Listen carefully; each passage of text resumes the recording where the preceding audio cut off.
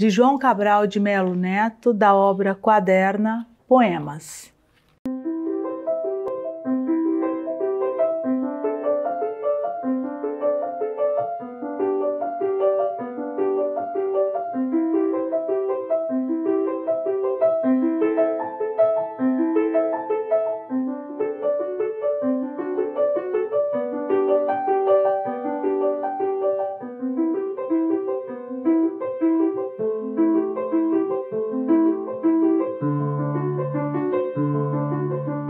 Estudos para uma bailadora andaluza.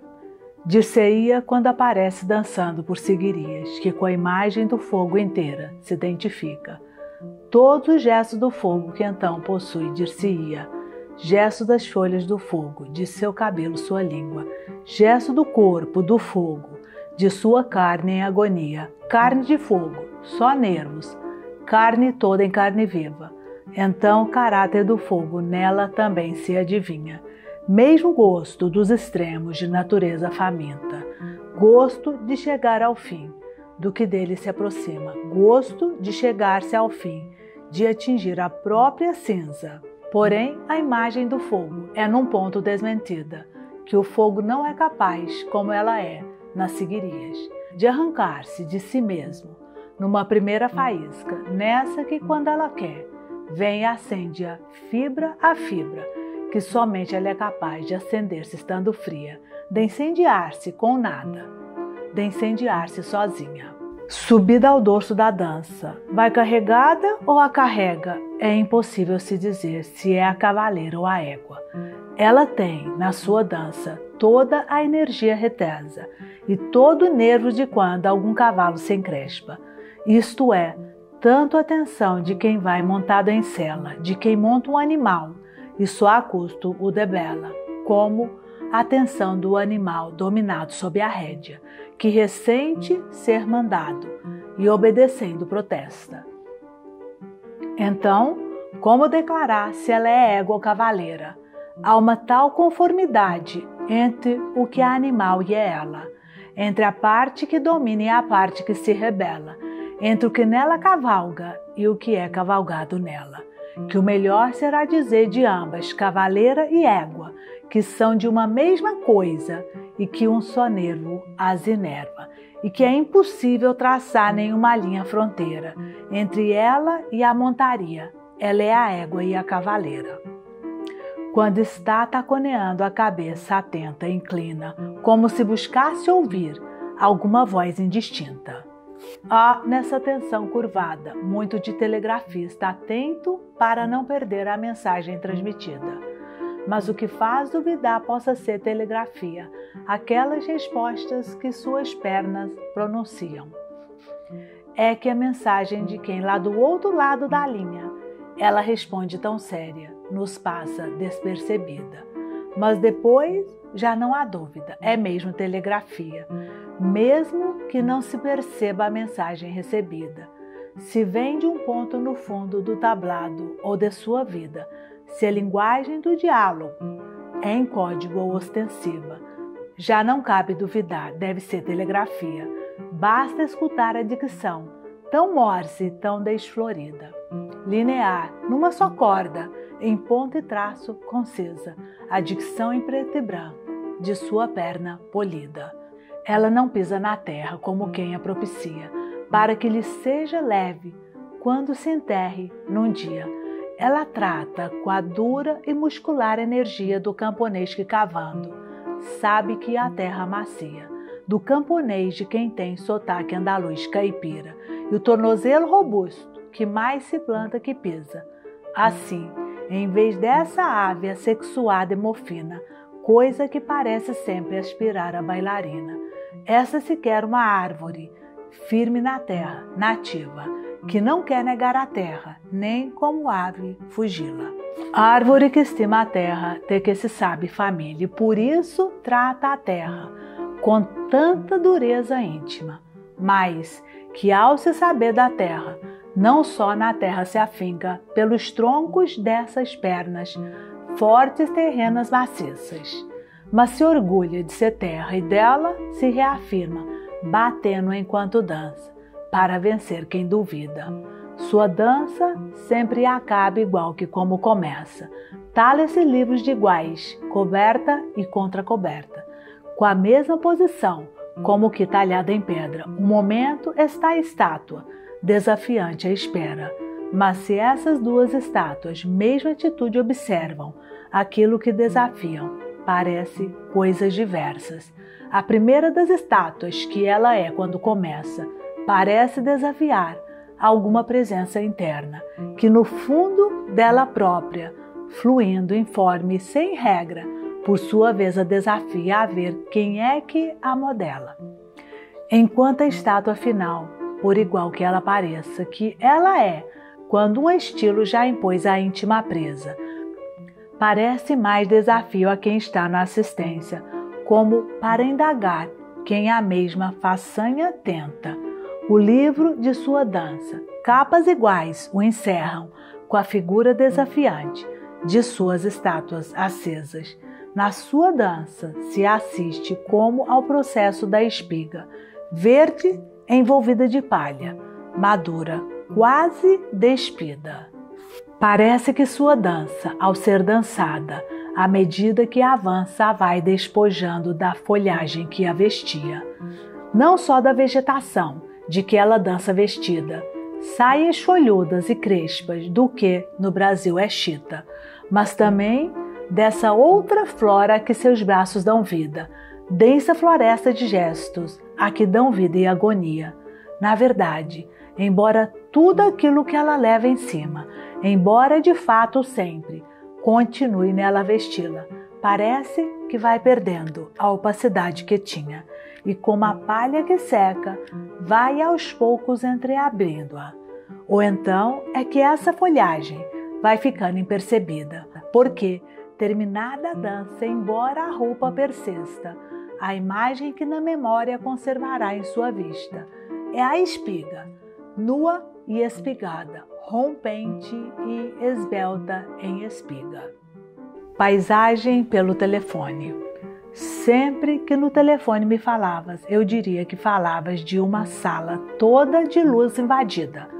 Sala que pelas janelas, 200, se oferecia alguma manhã de praia, mais manhã porque marinha, alguma manhã de praia no prumo do meio-dia, meio-dia mineral de uma praia nordestina, nordeste de Pernambuco, onde as manhãs são mais limpas, Pernambuco do Recife, de Piedade e de Olinda, sempre povoado de velas brancas, ao sol estendidas, de jangadas, que são velas mais brancas porque salinas, que, como muros caiados, possuem luz intestina, pois não é o sol quem as veste, tampouco as ilumina, mas bem, somente as desveste de toda sombra ou neblina, deixando que livres brilhem os cristais que dentro tinham.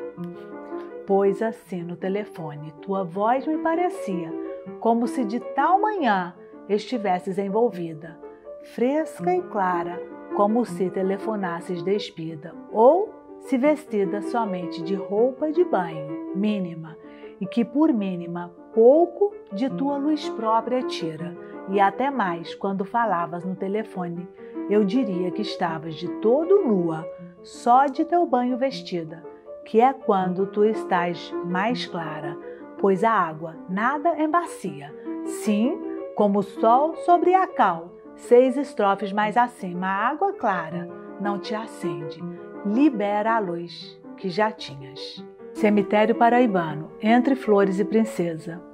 Uma casa é o cemitério dos mortos deste lugar, a casa só, sem puxada, e casa de um só andar, e da casa só o recinto entre a taipa lateral. Nunca se usou o jardim, muito menos o quintal, e casa pequena, própria menos a hotel que a pensão, pois os inquilinos cabem no cemitério saguão, os poucos que por aqui recusaram o privilégio de cemitério-cidades, em cidades cemitérios. História natural. O amor de passagem, o amor acidental, se dá entre 2 corpos no plano do animal. Quando são mais sensíveis à atração pelo sal, tem o dom de mover-se e saltar o curral. O encontro realizado, juntados em casal, eis que vão assumindo o cerimonial, que agora é já difícil definir-se de qual, se ainda do semovente ou já do vegetal, pois os gestos revelam o ritmo luminal, de planta que se move, mas no mesmo local. No fim, já não se sabe se ainda é vegetal ou se a planta se fez formação mineral. A força de querer permanecer tal qual, na permanência aguda que é própria do cristal, que não só pode ser o imóvel mais cabal, mas que ao estar imóvel está aceso e atual. Depois vem o regresso, sobem do mineral para voltar à tona do reino habitual. Vem o desintegrar-se dessa pedra ou metal, em que antes se soldara o duplo vegetal. Vem o difícil desemaranhar-se mal, desabraçar-se lento dessa planta dual, que enquanto embaraçada, lembrava um cipoal no deparecer uma, sendo mesmo plural. Vem o desabraçar-se sem querer gradual, de plantas que não querem subir ao animal, certo por compreender que o bicho inicial a que agora regressam, já vão no vegetal, certo por compreender que o bicho original a que já regressaram, desliados, afinal, não mais se encontrarão no palheiro areal, multiplicado de qualquer capital. A mulher e a casa. Tua sedução é menos de mulher do que de casa, pois vem de como é por dentro ou por detrás da fachada, mesmo quando ela possui tua plácida elegância, esse teu reboco claro, riso franco de varandas. Uma casa não é nunca só para ser contemplada. Melhor, somente por dentro é possível contemplá-la. Seduz pelo que é dentro, ou será, quando se abra, pelo que pode ser dentro de suas paredes fechadas, pelo que dentro fizeram, com seus vazios, com o nada, pelos espaços de dentro, não pelo que dentro guarda. Pelos espaços de dentro, seus recintos, suas áreas, organizando-se dentro, em corredores e salas, os quais, sugerindo ao homem estâncias aconchegadas, paredes bem revestidas ou recessos bons de cavas, exercem sobre esse homem efeito igual ao que causas, a vontade de corrê-la, por dentro, de visitá-la. A palo seco. Se diz a palo seco o cante sem guitarra, o cante sem, o cante sem mais nada. Se diz a palo seco a esse cante despido, ao cante que se canta, sob o silêncio a pino. O cante a palo seco é o cante mais só, é cantar num deserto devassado de sol. É o mesmo que cantar num deserto sem sombra, em que a voz só dispõe do que ela mesma ponha. O cante a palo seco é um cante desarmado, só a lâmina da voz, sem a arma do braço. Que o cante a palo seco, sem tempero ou ajuda, tem de abrir o silêncio com sua chama nua. O cante a palo seco não é um cante a esmo, exige ser cantado com todo o ser aberto. É um cante que exige o ser-se ao meio-dia, que é quando a sombra foge e não medra a magia. O silêncio é um metal de epiderme gelada, sempre incapaz das ondas imediatas da água. A pele do silêncio, pouca coisa arrepia. O cante a palo seco de diamante precisa. Ou o silêncio é pesado, é um líquido denso que jamais colabora, nem ajuda com ecos, mais bem esmaga o cante e afoga-o sem defeso. A palo seco é um cante submarino ao silêncio, ou o silêncio é levíssimo, é líquido sutil, que se coa nas frestas que no cante sentiu. O silêncio, paciente e vagaroso, se infiltra, apodrecendo o cante de dentro pela espinha. Ou o silêncio é uma tela que difícil se rasga, e quando se rasga, não demora rasgada. Quando a voz cessa, a tela se apressa em se emendar, tela que fosse de água, ou como tela de ar. A palo seco é o cante de todos mais lacônico, mesmo quando pareça estirar-se 1 quilômetro. Enfrentar o silêncio assim despido e pouco tem de forçosamente deixar mais curto o fôlego. A palo seco é o cante, de grito mais extremo, tem de subir mais alto, que onde sobe o silêncio. É cantar contra a queda, é um cante para cima, em que se há de subir, cortando e contra a fibra. A palo seco é o cante, de caminhar mais lento, por ser a contrapelo, por ser a contravento.